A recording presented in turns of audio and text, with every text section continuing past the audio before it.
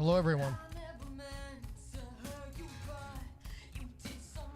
You may be asking yourself, why do we have the fabulous Miss Evan Diamond hailing from Siglerfest 2K18? Why do we have her up on the screen? Well, because we've got Evan Diamond joining us later in the show. Yes. She's going to do a little Hanukkah song for us. Evan's going to be on at the bottom of the hour. The Chanteuse from San Diego. Is Chanteuse right? Or Chartreuse? I confuse it with Chartreuse. No, yeah, Chanteuse is right. What do you want? I want to make sure the monitor's muted. Yes. Yes, Ruth Carter, Steve Rickyberg, Matt Roberts, Carlo Nelson, and we're going to have the Chanteuse from San Diego on later. She's singing her song, the Hanukkah song by Adam Sandler. We hear her right now singing Bad Guy. Shot live at Siglerfest 2K18. It's quite a good time. Quite a good time. What's up, Nicole? What's up, everybody? Hey, you guys. Well, the FTO rocking out. I had a big old handlebar mustache at the time. I sure did. I surely did. All right, baby, we're going to fade out. Well, he's John Coriano guitar. Coriano. Yeah. You can find him on Spotify, too. Yeah, John Coriano. We'll talk about that a little bit. Remind me, baby. Fade out, fade out, and then we're going to go to the main. 3, 2, 1. Hello, everyone. How was your weekend? You like that? You like that pencil? I did, Jesse. Okay, you guys. So Scott works up here all day, every day, right? Whenever he wakes up. This is right next to our bedroom, and he works as hard as you imagine. And I come up a lot, but I don't sort of look around the room. So right when we went live, I saw all of this. That's some next level tinsel hanging right there, you guys. It is seriously impressive. And we don't have hats. Oh, we don't have hats. If you want to go grab hats, you can. Totally. But, thanks, David. A lot of you were quite concerned, and I called it food poisoning because I definitely ate something bad. Thursday. Yeah. But to be fair, I understand what food poisoning is, and I ate something bad, and my body responded exactly how it should. So thank you guys so much. I'm sure I'm so grateful for your concern, but unfortunately, I just left your FDO and Rob 5 minutes before the show. I'm a seasoned professional, and I was like, gonna take a 2-hour nap. Once when I was embedded alongside Dan Rather in a foreign conflict somewhere, I learned how to be ready on a moment's notice, how to react on the fly, how to adapt, how to overcome. That's also a Clint Eastwood line from movies. We got a lot of good stuff to go with, you guys.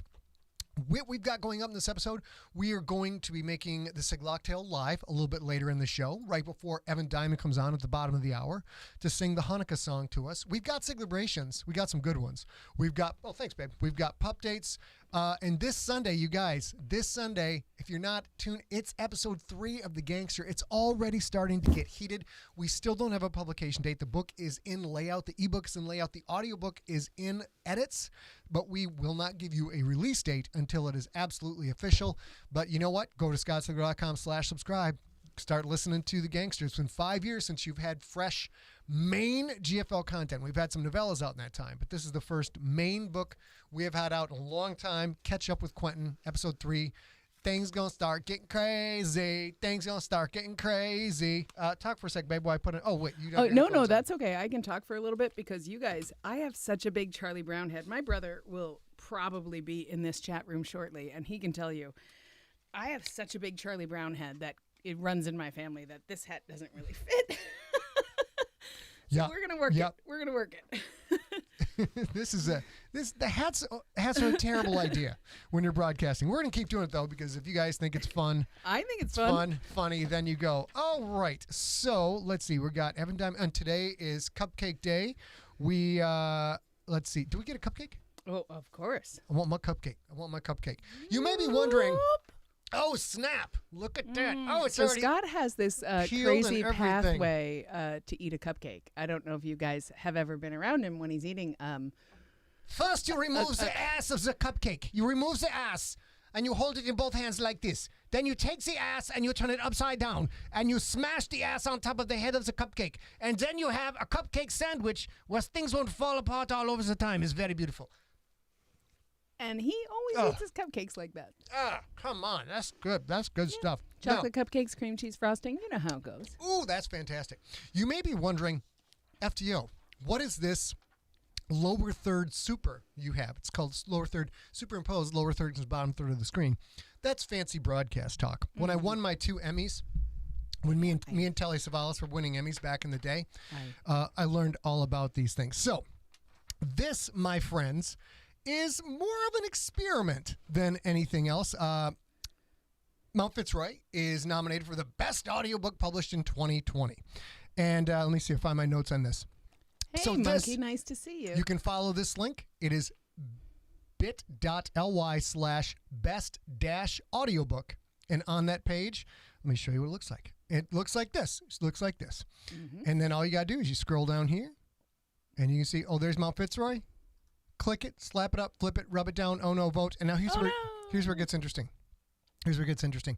This is more of an experiment because Nathan Lowell is Nathan Lowell is an old school podcaster, old school podcast Great guy. Novelist. Lovely Still man. doing it, writes awesome stuff. People love it. He is crushing the crap out of this. So I'm kind of curious. Although I have big social media numbers within perspective. Fair. I'm wondering how much of my social media following, since I've been doing this for so long, is kind of dead on the vine, is not really following along. So we are going to see if the Junkies can rally and give old Nathan Lowell some competition. Now, granted, let's keep in mind that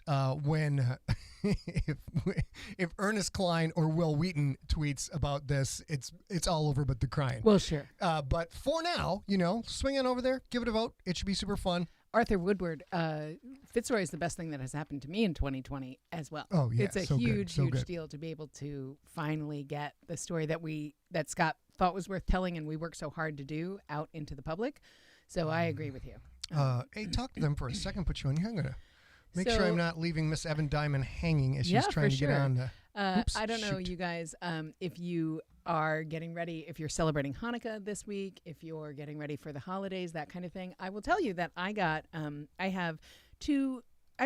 am very lucky and grateful for it that I have a handful of girlfriends all around the country who are there for me when I need them. You guys already know I talk all the time about Stephanie Harvey. She's cool. She's one of the like rocks in my life when I need a rock, and I hate that I don't think I can do that for her, but I love that she does that for me. And so I got a Christmas box from one of my girlfriends, not Stephanie, but one of my girlfriends, and it was handmade, homemade Christmas gifts, and I've been enjoying it for the 3 days since it showed up because it's such a personal and charming thing. And for years and years, I would make cheesecakes at Christmas time, and I stopped doing that a while back because it's labor intensive and they're hard to ship and that kind of thing. And my friend Rebecca, who sent me a handmade gift, inspired me to do that again.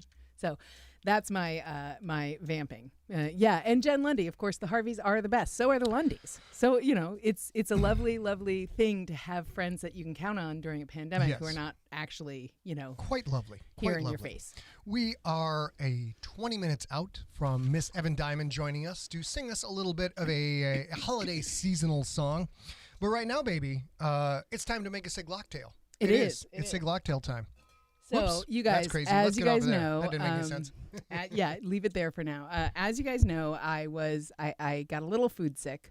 I unfortunately called it food poisoning, which it was not, because I ate something. My body was like, nope, thank you, no, and then I was fine.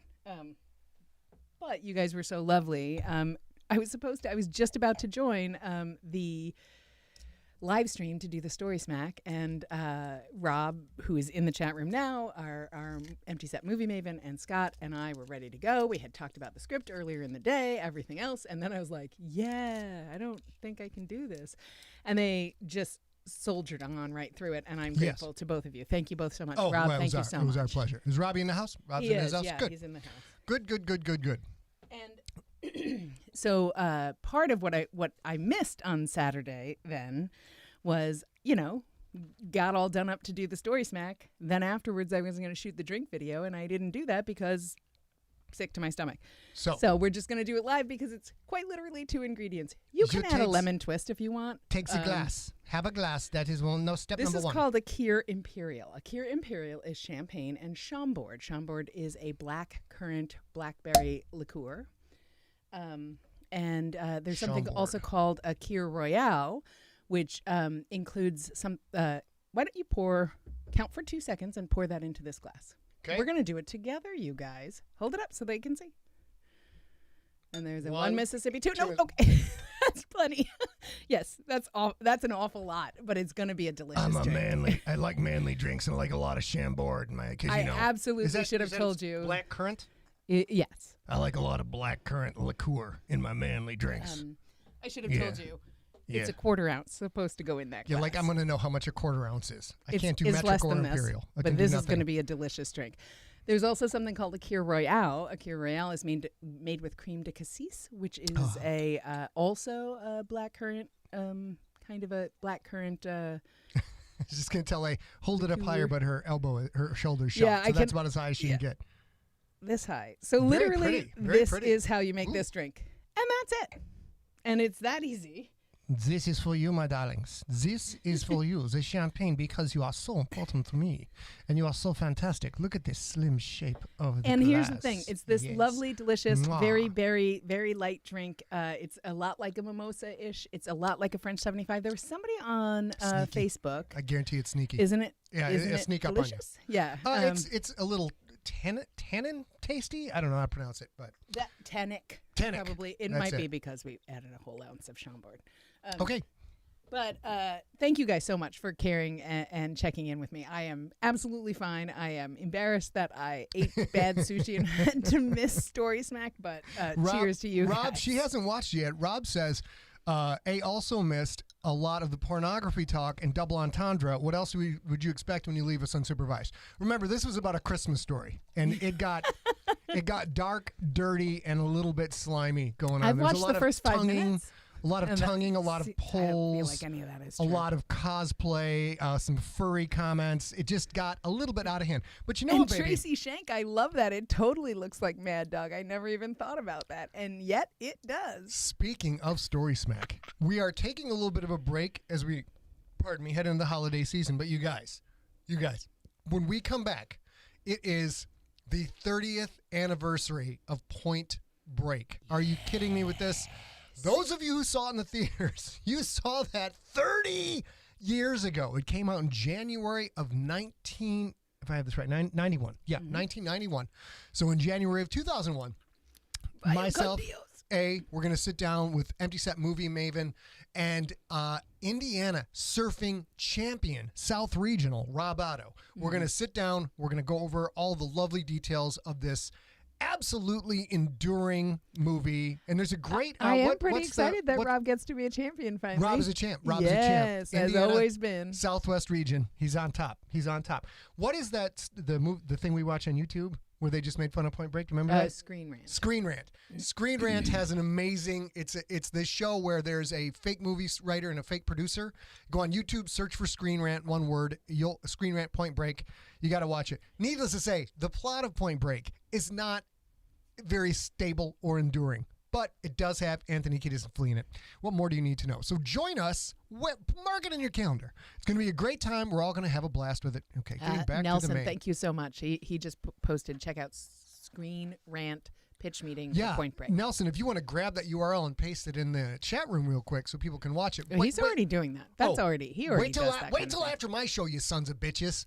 Don't go watch it now, but you can go vote at Lisa Johnston. bit.ly/bestaudiobook. I actually have heard just today 2 other people say that Keanu was their husband as well. And my favorite thing is I was like, yeah, but she also said, and they were like, oh no, that's okay, we can share. I love that. Well, to be fair, Keanu is also my husband, so we all have to share. I've decided in 2021, my goal in the public sphere as an entertainer is to be more like Keanu. Yeah, I think that's a good idea. Have fun, be classy, be kind to everyone. Love dogs. Love dogs. Love dogs. Laugh a lot. He laughs a lot. He does seem to laugh.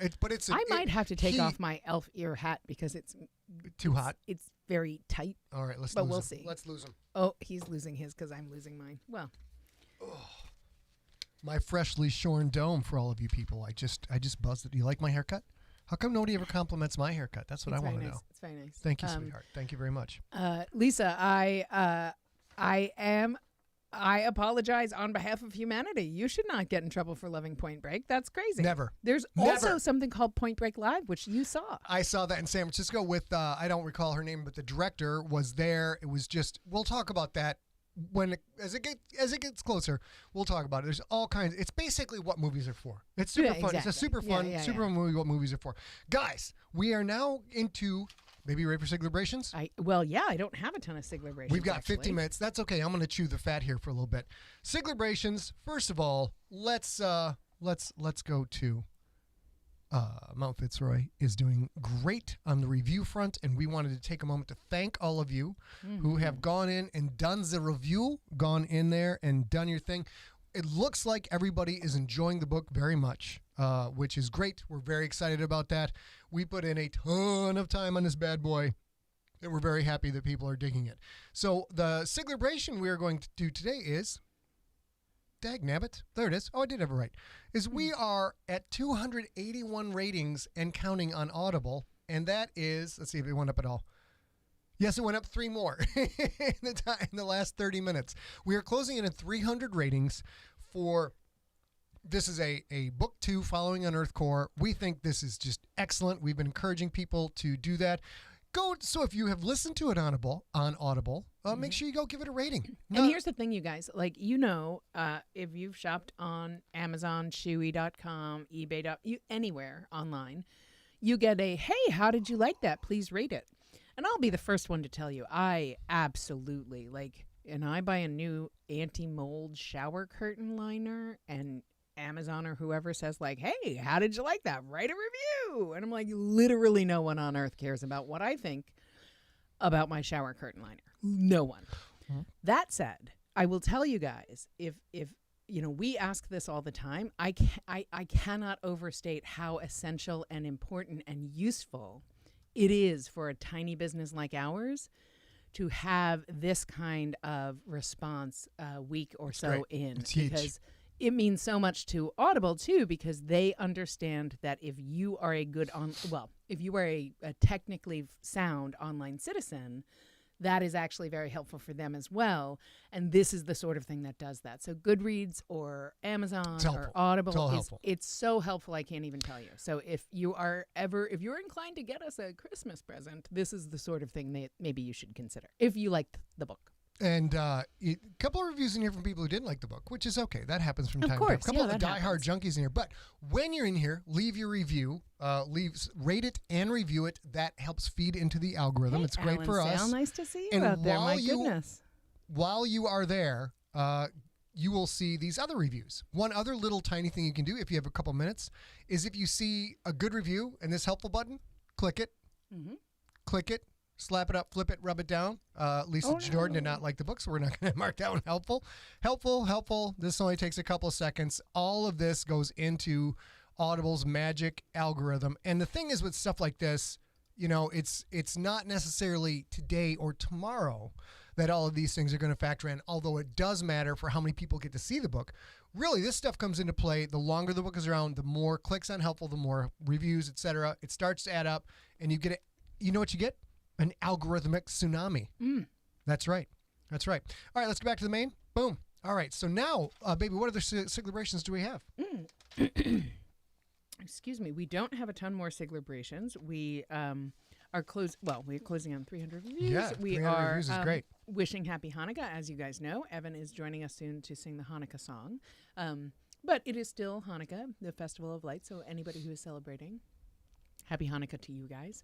And then, as a reminder, Empty Set is taking the week between Christmas and New Year's off, so we won't be doing a point break. We won't be doing a story snack that comes back on the 9th of January with Point Break. We also won't be doing our 2 SIGLERinPLACEs. Did your headphone just say goodbye? Hold on there. Can you just press it and hold down? I don't know how to mute. My guests have come in. Hold on, let's get them. Oh, we do it right there? Oh, I think so here. But I can't. Well, no, that one's out. Yeah, there you go. Sorry, you guys. So we're taking a week off. Get back to it, baby. Sorry. And we will absolutely be raring to go when we come back in the new year, but we haven't had a honeymoon really, and we can't really leave the house for a long time. So we're just going to try and create a little bit of a festive celebration and whatever. We got a lovely Christmas gift from good friends of ours that we're going to enjoy on New Year's Eve, a lovely bottle of champagne. So we're going to kind of try and have a staycation and a little bit of that. We will miss you, and I do think that we'll probably have one live thing that week, but there are no Story Smack and no regularly scheduled Siglers in Place. That'll come back in 2021. While we're waiting for Miss Diamond to get queued up, and remember, there may be technical difficulties. Please hang on. Out of curiosity and experiment, let's go through real time and see what happened. We had 251 votes, and we hit return, and now what do we got? Let's see. 61, yeah. 10 votes. Very, you guys very are lovely. Very, very nice. So I guess this stuff does work to some extent. Fabulous. Wonderful, wonderful, and fabulous, and also fabulous and also wonderful. Yeah. Yes, it is. Yeah, okay, babe, we got to fill some time. We've got 9 minutes. So, oh, shoot, I forgot to set up the pup date pictures. Oh. I'm in a lot of trouble. Well, I can just go get the pups. Or we can look at the photos I do have. You know what? We can avoid our pups and do everybody else's. I didn't do everybody else's photos either. I'm going to have to do that while Evan is singing. But, what we can do in the meantime. Or we can just do it Thursday. We could do it Thursday. But we can talk about our sponsor for sure. Let's talk about our sponsor, ladies and gentlemen. So this is a little bit of a strange one, but as you guys know, you see my Siglocktail videos and that kind of thing. Being a bartender put me through college, helped me pay off whatever debt I had getting out of college. It was super essential to me. And I found this charity last week, Another Round, Another Rally. It is a charity that helps bar employees, bartenders, barbacks, this kind of thing, people who literally haven't been able to work in a real-time way since March. And they're a nonprofit. They're a 501c3, and they are providing rent assistance, food assistance, money for actual day-to-day needs. And I think it's a lovely thing. I sent an email asking because it wasn't super clear that they were a 501c3, so I always vet them, and I sent an email, and the 3 people who founded this are career bartenders and craft cocktail makers, and are just so afraid that whole community won't survive, 2 years of COVID. So I love this donation. So if you guys can share this is these are for bar and restaurant employees, mostly bar employees. And we obviously always make a donation. Okay, guys. All right, there is Evan Dime. We're going to bring Evan on a little bit early. Sure, why not? And I was not also, I'll go through. There's a whole website. I was supposed to be scrolling why this happened. I don't know what's gotten in my noggin these days. But we are going to, here we go, you guys, the magic of live television. Let's first of all unmute. Ask to unmute. And why are we asking to unmute when we have the goddamn? I can't select it. Try See? more. Well, she's there's unmuted. Evan. There she is. Ladies and gentlemen, hold on here. Hello, Let's get hello, Evan hello. queued up. Boom, boom, boom. Also, Evan's wearing a hat, so now we got to wear our goddamn hats again. Well, okay. And you guys are wearing the same hat, except she has dressed hers appropriately for the evening, as it happens. And I put a Star of David on mine. we have a little bit of Adam Sandler over in the chat room for whenever we go back in the chat room. But for now, Evan is going to be playing Adam Sandler's Hanukkah song for us. A quick story. The only time this ever happened in my musical career where I was in the middle of a gig and the band leader comes up and gathers everybody together in a huddle. And this was, of course, around Christmas time. And Evan's like... Hanukkah. Christmas, holiday time. Evan's like, hey, you guys know the Hanukkah song for Adam Sandler, right? I'm like, all 3 of us are like, no. And Evan's like, okay, it's this BPM. Here's the key. Here's the changes. And it was just like being in Back to the Future. She's like, watch it changes, try and keep up with me. Turns around to start playing the song. We all wound up playing the Hanukkah song live for the first time ever. It was a blast. Yeah, and I was there, and she literally said, just sing Hanukkah. Like, here's the chords, and it always ends with Hanukkah. Right. I already knew all the words. I've sang that song 1,000 times. So, Evan, say hello to the people. Let's make sure we got audio. Oh, no audio. Hold on, Evan. Hold on. Let's get, like I said, guys, it's always going to be a crapshoot. You're not, see if you're muted on your side, you guys. Turn on original sound. Try that. Try saying something, Evan. No, we still have no Evan. All right, guys, let's see. Raina, it's right there. Oh. Wait. Now we hear Raina. Say something, Evan. Can you hear me now? Yay! Yes. All right, ladies and gentlemen, let's jump into it. Evan is going to knock out the Hanukkah song for us. Evan, take it away. Okay, let's do it. Hey, Raina.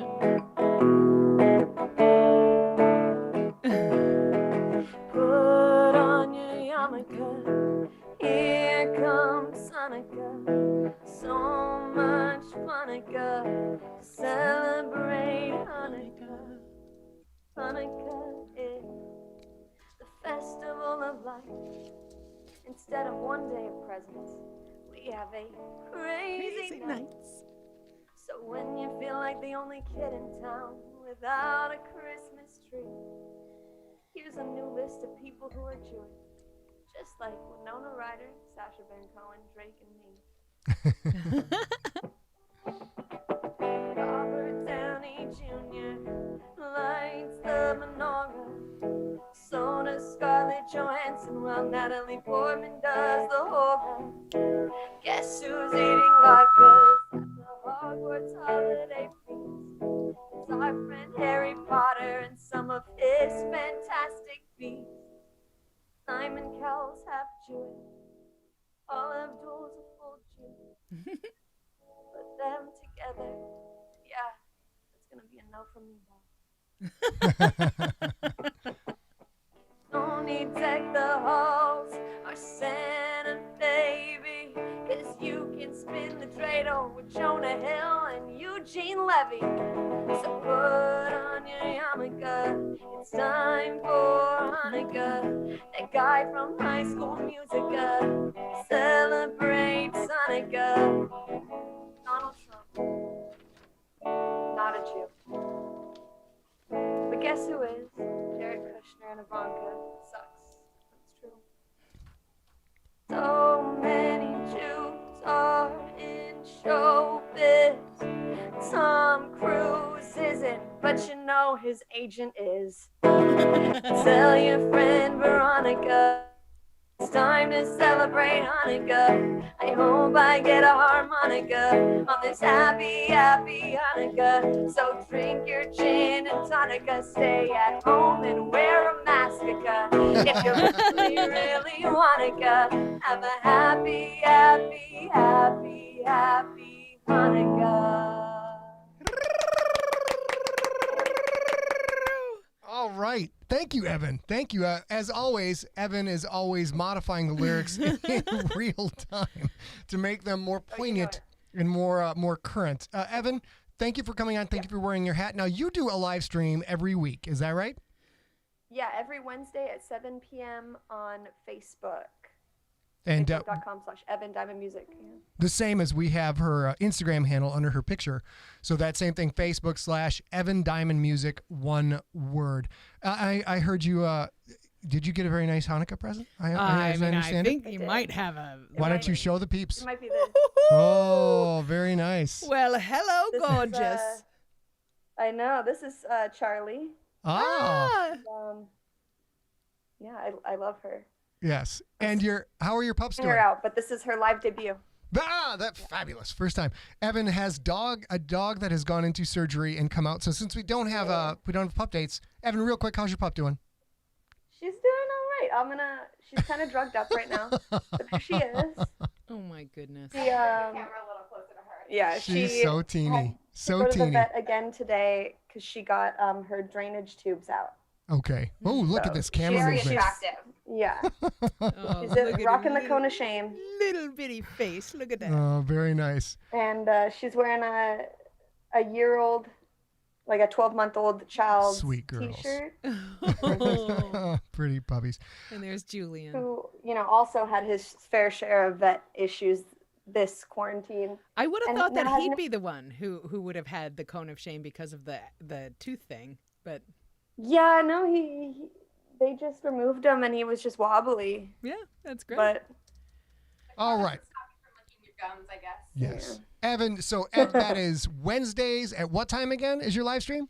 7 p.m. 7 p.m. at facebook.com/Evan Diamond Music. The sound is much better when she does it because she's going direct to Facebook as opposed to going out to Zoom, then into us, then out to Facebook.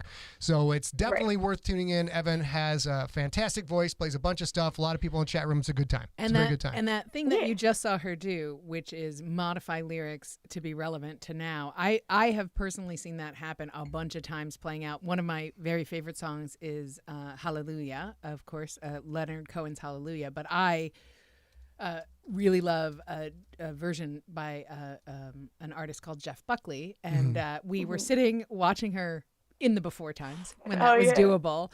And I'm like singing along and I realized like she's about to depart and go to the Leonard. And then it wasn't.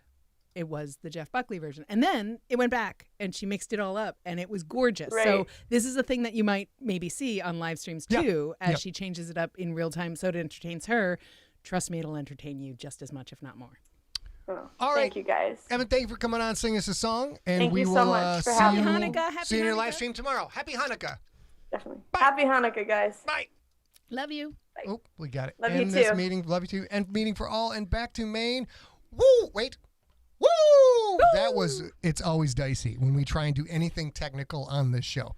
So, Evan's real strength out of her songwriting is fantastic, but she puts a lot of time into her voice. And if you tune into her live stream on Wednesdays, I think you guys will be entertained. I think you'll be happy. Put it on in the background. It's a really good time. And she always wears bunny slippers. Every show, one kind of bunny slippers or another. It's true.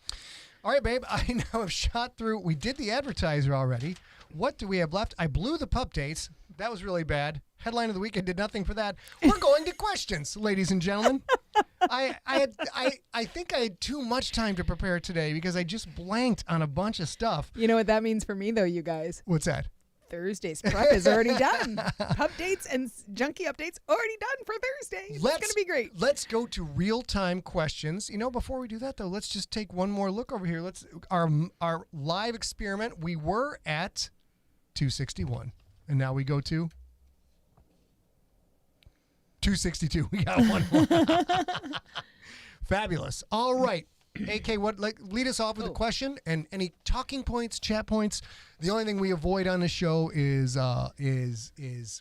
bitter political diatribes. We try and stay away from that, so everybody's here, everybody feels home, everybody feels welcome. So Nicole Hartman in the chat room asks, do you celebrate on Christmas Eve or Christmas Day? And I'll be honest, Nicole, we are newly married this year.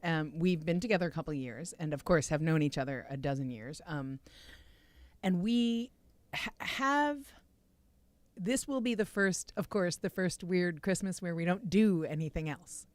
But like my parents live here in San Diego. Scott's family is, of course, in Michigan. So my parents have opened their home in the last handful of 6 or 7 years since they moved to San Diego to my friends and sailors and soldiers from Pendleton and whatever. So we've never had a Christmas at home. We used to do like when you first moved to town and we were not dating, not anything, we had like a Christmas Eve lunch or something, like a 23rd of December lunch where we exchanged presents and whatever. And then, and you know, over the last handful of years since we've been dating, we've been doing probably a couple, 2-3 things on Christmas Eve and stockings and stuff on Christmas Eve, and then Christmas morning, because then we have to get cooking Christmas food and whatever, and then head up to my mom's house, my mom and stepdad's house. So this year, I think we might actually save.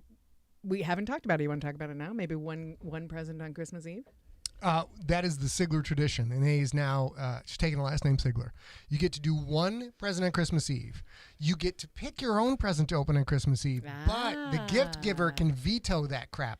It's How many times? Nah. It does, as many times as it takes. So what? Why am I picking if you can just say no 60 times? That's not fair. It's false empowerment. What it is, I want to see the first 2 things she picks, so she has to wait till the next day. And anticipation makes the heart grow fonder. I like it. Kim Henson asks, coffee, black, or cream and sugar? I no longer have sugar in my coffee. You would, though, if you were still 20, I think. I used to just go crazy on that. Double cream, double sugar all the time. Now, no sugar, and the cream depends on whether I am doing singing lessons on that day or trying to do some singing. Or any audiobook recording. And then no dairy. We just eliminate dairy. I don't know for sure that is a old wives' tale within the industry that the dairy screws up your voice. Yeah. Well, you think it screws up my voice? I know for sure it will create mucus. And mucus will cloud up your voice. It'll create the mucus. Rob Otto asked if I'm sworn off sushi or will this not slow me down. It won't slow me down.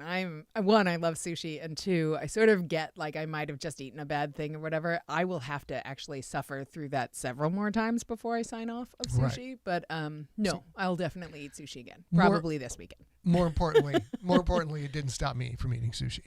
Here's a question from Mike. In the early days of your podcast, Nocturnal/The Rookie, did you do the voice augmentation yourself? How long did it take you to find the sound effects you wanted for various aliens, monsters? Always been curious. Yes, now all of that work is done by Steve Rickyberg.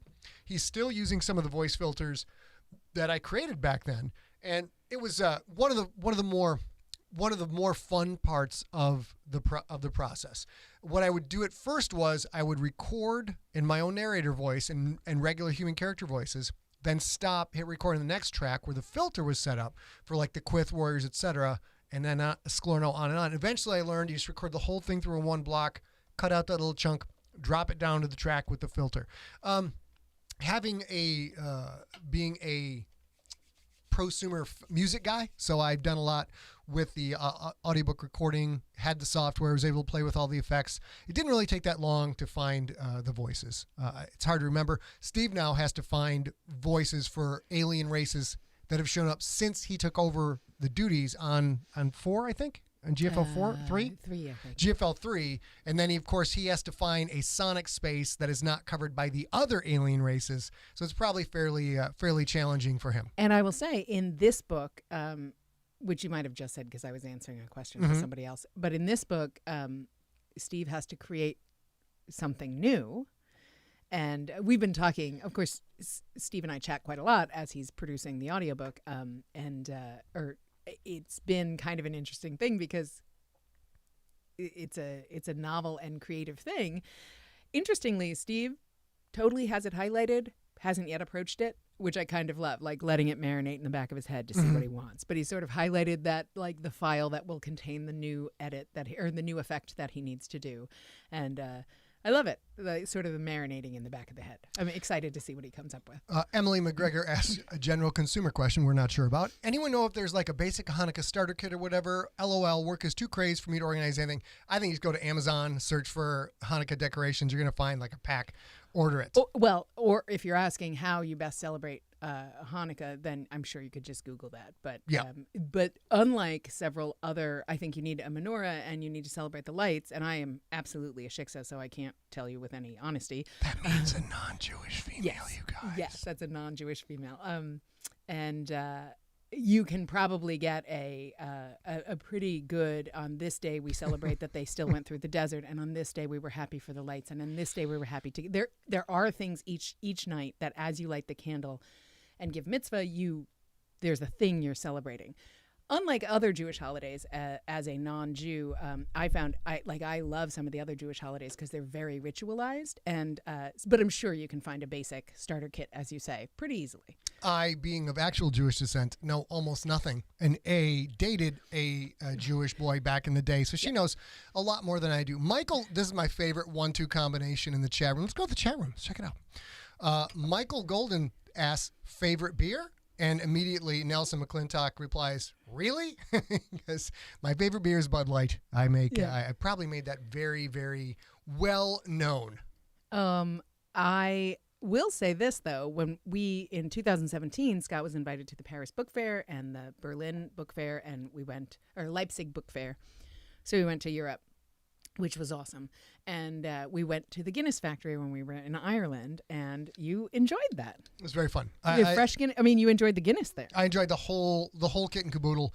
Even have a short story written, or an idea for a short story when the Guinness factory lease comes up. And you guys should Google the Guinness factory lease if you want to get an idea, LEASE, like when you rent something.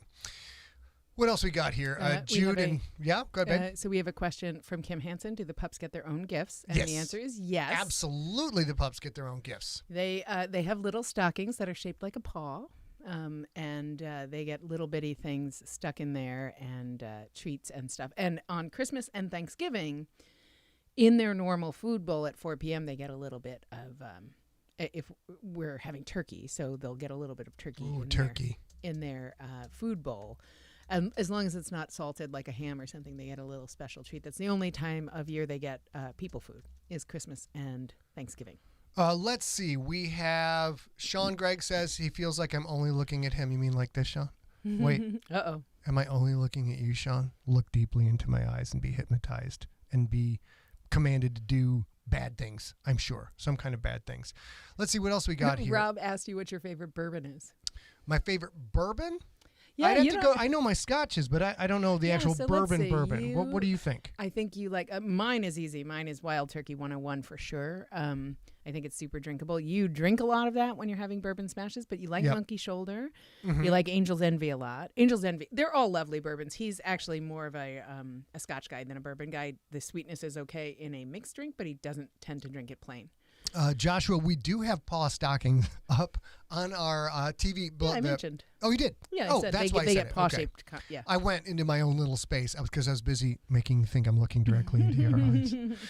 Let's see what Mike's still trying to train his Pomeranian to crap on the heads of his fallen enemies. It's difficult. Mike, I put a lot of thought into this. First, you got to cut off the head. You got to leave it for at least a week. Keep the dog inside. Put the head right in the middle of a patch of artificial grass.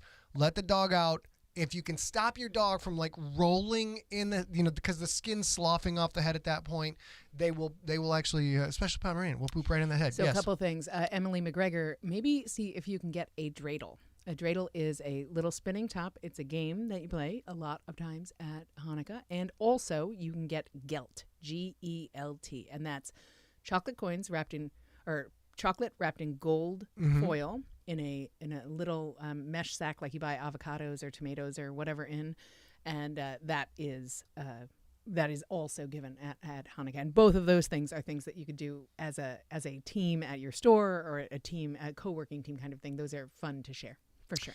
All right. Rob, Scott's favorite Scotch I would have to say is probably Macallan 10 or Macallan 12 as a drink everyday drinker. Macallan 10's the general go-to. It's not cheap, but it's not really expensive. It's very nice. And some of the more expensive stuff we get as we get older in our years, and we get friends who are like, here's an expensive bottle of Scotch. I'm like, thanks.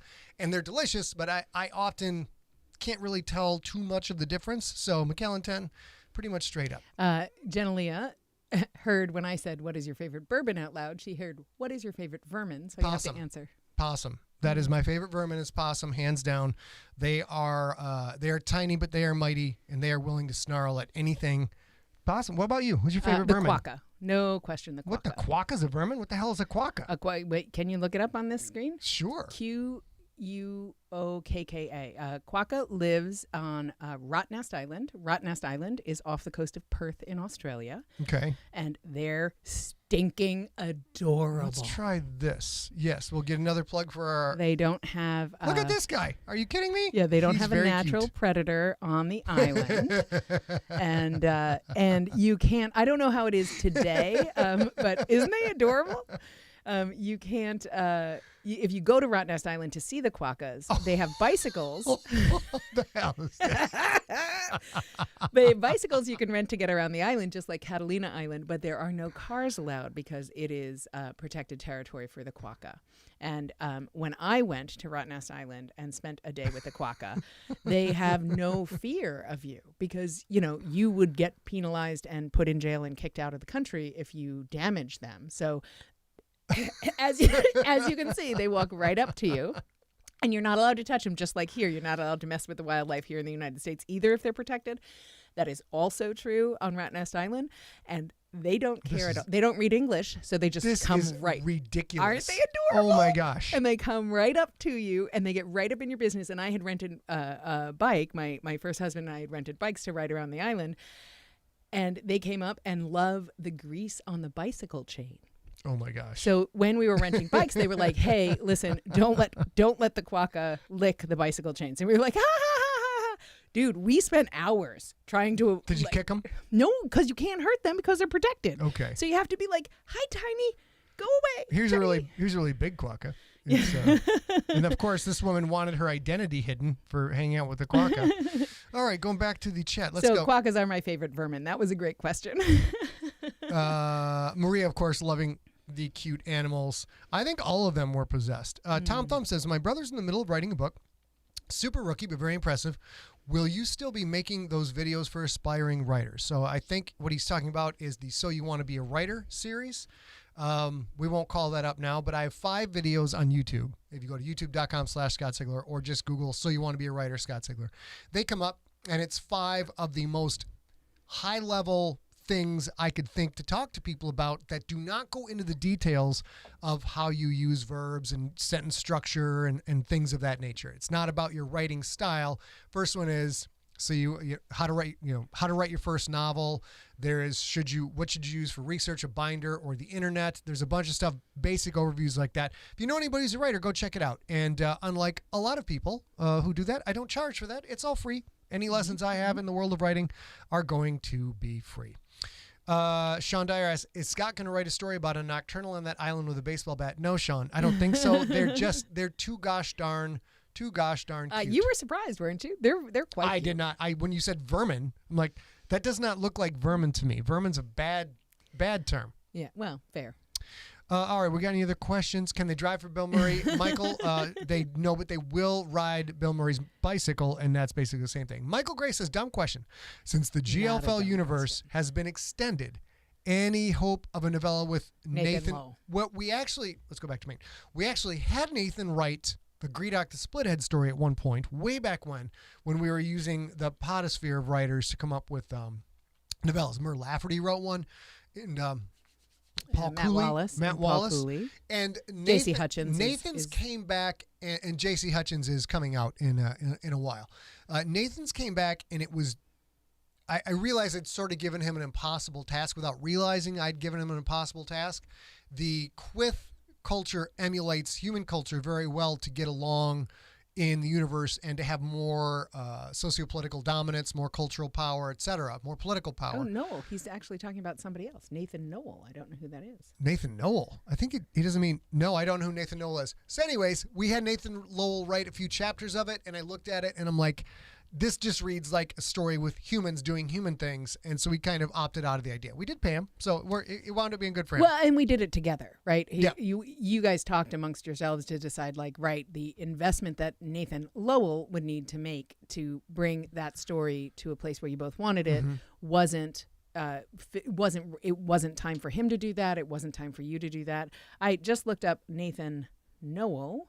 And I can say, so what I'll say is the answer to the question, even though I screwed up Nathan Noel's name, is no, because the Stone Wolves that will come out in the first quarter of January, first quarter of 2020, that will be the last novella that we ever do, because the idea that Scott had back before we started to work together was that this would be sort of less work for us as junkies, because we would also sort of know some of the other writers and the writing style and whatever, and less work for him because he'd write half a book instead of a whole book. Didn't work. This is not how Scott writes. Takes longer for me to edit and co-write with someone. At least twice as long. At least, maybe 3 times long. Because the thing is, and at this point, what I'm asking authors to do is, great, you want to write in my universe? We pay above market rates, frankly. Yeah. Quite a bit above market rates. And we're very sort of easy to work with. Here's 6 novels, 6 novellas. Go read 1 million words worth of content. Then come back and write the story. And so now, even though we pay well, we're asking people to have very, very solid categorical knowledge of Siglerverse. And we'd have to pay them for that time too. And it's not, time-wise, it doesn't work. Yeah. And the last thing is, you're asking people to write in my universe, and there's a bunch of stuff I haven't talked about yet or haven't revealed. So they'll write this cool thing. I'll be like, well, we can't use that because of this. And they had no way of knowing. Right. And so they did all this work that they never get to use. Yes, sorry. Maria D'Souza mentions that I said 2020. Yeah, 2021. First quarter of 2021, not 2020. Sean Dyer has a question. Let's just read this out actually, loud. You go ahead and read it. He says, I have a question I emailed earlier today. So is there any similarity in the emotional color displays between the Portath and the Quith? Sub-questions. Are there emotions humans can't see because our eyesight limits? Are there emotions Sclorner are particularly adept at seeing because of their visual capabilities? First question, are there similarities in the emotional displays between the Portath and the Quith? If so, they're purely coincidental. Both species have evolved to have this what's it called? Self-illumination? What do you call that? When you glow? Bioluminescence. Bioluminescent factor to their communication. Hey, boss. Their cultural interaction. If there is anything that's the same, no, they do not. There's not like a common color for anger. His sub-question, are there emotions humans can't see because of our eyesight limits? In both species, absolutely. If you got one of the hardcovers has Sorensen's Guide to the Galaxy in it. I think it's for the All-Pro, I think. The All-Pro? The All-Pro, the MVP, Sorensen's Guide to the Galaxy, and it shows you the national flag of the Portath. And it's just a miasma of colors, and no, we would miss a ton of stuff. And then the last one, are there emotions the Sclorner are particularly adept at because of their ability to see color? I think that's absolutely a good point. One I had not thought of, but might wind its way up into a book in the future. The Sclorner are a much broader color spectrum than we have. And I also think that it's obvious, especially, spoiler alert here, there is a moment where John Tweedy is fighting in the Stone Bowl, and I think the colloquial nature of their visual language is something that every sentient who interacts with them probably misses. Just like colloquially we use different words in different regions of the United States or different regions around the world or that kind of thing. I think the combination of colors and stuff like that is also a thing where they are used to talking to each other, but we can't see that because we're just learning the very basics of the language. Yeah, definitely. All right, come back here. Here's a good one. Are the Earth core aliens' colors related to these other aliens? Jeff Edwards is asking this. The Earth core aliens' colors. Not to give a spoiler away, but the Earth core aliens do show up in other areas in the Siglerverse. If you have not read the Galactic Football League series, Jeff, I highly recommend it. I think you would enjoy it quite a bit, and it would answer that question. Rob asked a great question. How do you choose the cities the Sclorner are named after? It's assuming that this has been going on for a while, and most of the major metros have been taken by one Sclorner or another, you start to... It's gotten a little bit harder as you go. So I will what's the smallest town in Indiana? What's the smallest town in Germany, etc.? And then you just find cities they haven't used yet. The only one I put a lot of conscious thought into was Sheboygan, because that is my hometown. So I want to make sure that the Sheboygan player would be well suited to continue on with a great career in the GFL. And there's also this. So there were... some considerations made for what are relevant to football cities, which is why you have Denver, and Denver being so enthusiastic and so committed, because Denver as a town is. And like Scott said, like using Seattle or using Green Bay or something like that would be probably already chosen by the time we get to this story. And so we just don't know them in this world. But I will tell you, one of the things that I love about Scott having to add a whole bunch of new things is every once in a while he'll be like, okay, can't think of another name. Like he came downstairs and no, I guess it was way back when, so it was probably at the office. But he came over to me like, okay, I don't know what to do. I never named Ma Tweedy's first name and I don't know what to name her. And I was like, what about Carol? Which is his mother's name. And he was like, thank you. And turned around and walked away, and that was it. It was like, he's so working so hard to try and figure it out, he missed the elemental obvious thing. You do that a lot. Michael Gray says, yes, Nathan Lowell. So we answered your question, Michael. It is Nathan Lowell was asked to be part of the GFL novella process. And once we saw the first draft of the story, we were all like, we didn't think this through. This isn't going to work out. So Graybeard says, do the aliens that eat the crew in the crypt book ever make another appearance? The answer is yes. You will have to read several books to see the full panoply of what is going to happen, but those evil sons of bitches are not only going to be back, they are going to be a big part of the destruction of the Siglerverse. There, I said it. I said it out loud. I said it out loud. Baby, throw me a question. Charlie Allen asked, Scott mentioned recently a George R.R. Martin story during a Sigler-in-Place, but he didn't have time to tell it. I need to hear it. And I feel like you have 5 minutes, you can probably tell that story. The George R. R. Martin when I met him at the bar? Or the one at It's either that or the bookstore. And you probably can tell both, I guess. All right, real quick. I'll tell you the bar story, because it doesn't take very long. I was just signed with Random House and got to go to Comic-Con in San Diego. I wasn't living in San Diego at the time. I was in San Francisco. I came down, and one of the first panels I ever had was with George R. R. Martin on Don't Be Afraid to Kill Your Main Character. And this is before I was even published, before I even had Earthcore out. I kind of bullshitted my way to get on the panel. And this is just when the first book in the Game of Thrones series, and Book Fire and Ice series, whichever, came out. So he was just on his current ascent. George had many ascents and declines. And I got to go, and of course, being a Michigander in California, people show up to things 30, 45 minutes late. Then they call you half an hour after and say, I'm not going to make it after all. It's a different culture. In Michigan, you're there 15 minutes early. 50 minutes early, you're late. Half an hour early, you're kind of on time. So I show up to the big Random House author event where they bring in all the authors and fans get to come and they buy out a bar and it's all the food and drink. It's a super fun time. And I show up half an hour early, not realizing, and like the people who manage it, I show up and they're like, what are you doing here? I'm like, well, I'm invited to the party. Like, well, yeah, but it doesn't start till 7. I'm like, it's 6:30, which what they meant is no one's going to show up till like 9. So I'm like, well, I got nothing else to do. So I go in and there's one guy sitting at the corner of the bar, a stoutly gentleman. And he's at this side of the corner of the bar. I wind up sitting in this side of the corner of the bar. And I sit down, grab a beer, and just start chit-chatting with the guy. And then I'm like, I look over and I'm like, it's George R. R. Martin. I'm like sitting at the bar. And we're the only 2 people in the bar. And I got to talk to George for like a half an hour and 45 minutes somewhere in the ballpark. Really nice guy, really fun. And then he goes from being mild-mannered George to the party starts going, the beer starts flowing, people are having a great time. Somebody found a friggin' golden throne. So this golden throne gets put out, set in the middle of the bar floor.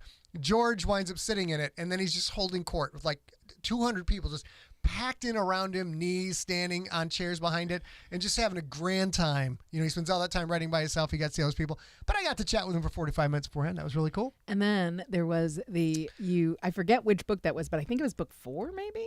Is a book, let's say it was book 4. Another Comic-Con before I had moved to San Diego. And I come in, and those of you familiar with the Sigler culture, we tend to have events at bars rather than bookstores. Or if we do go to bookstore, then bars, we immediately go to a bar, bring everybody with, everybody has a good time.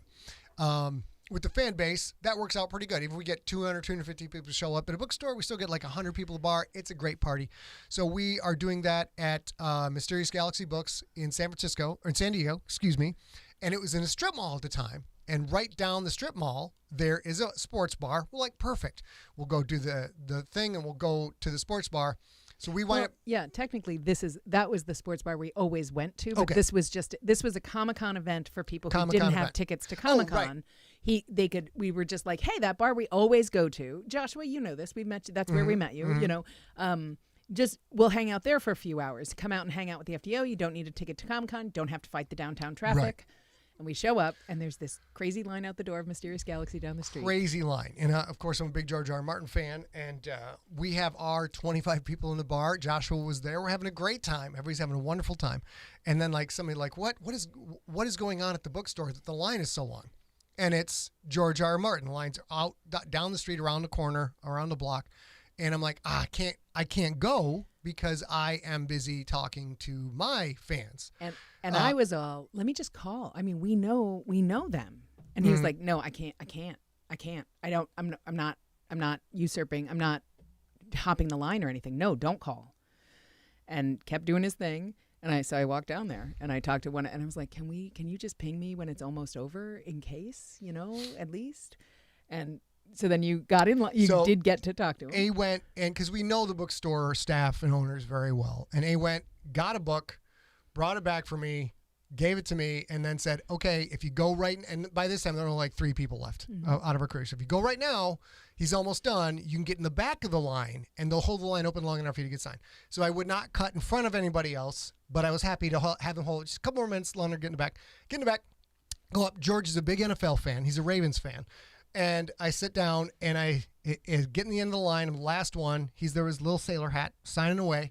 And I'm like, George, we met once before, and way back when I sent you my books, The Rookie and the Starter, you had asked to get them in hardcover because you didn't like ebooks or audiobooks. And he's like, oh, I think I remember, which means he didn't like them. Otherwise, he would have given a blurb or something. That's fine.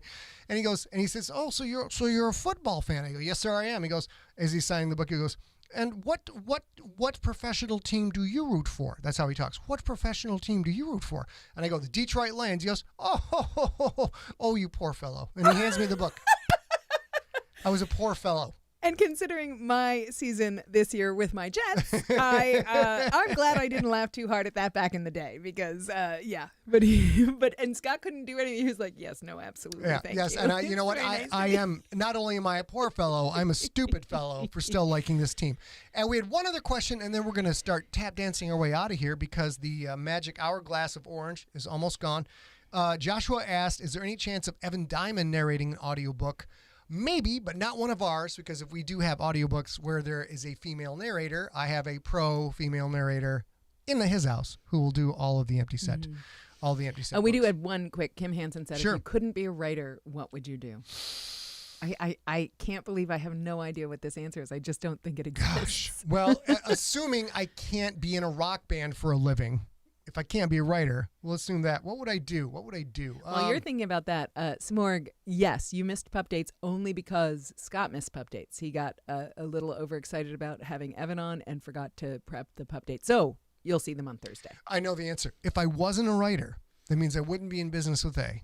That means I would have already founded my own religion and been using the internet to spread my religion far and wide. Because my motto is, look, man, if people are going to be happy by giving their money away to a religion, they might as well give that money to me. If not me, they're going to give it to somebody else anyways. So why not me? Everybody's happy. A disagrees with this philosophy. Yeah. Although I am perfectly happy to keep you guys, strung out on GFL until we're done writing the whole thing. I am not into predating on people I'm supposed to care about. I don't think it's predating. If Coke won't make the sale, Pepsi will. That's what Gregory Hines once said in a movie. I can't remember the name of the movie, but he was he was the deal of the century. The deal of the century. If Coke won't make the sale, then Pepsi will. So we're about to get off the line, but Ginia asked how your butt is.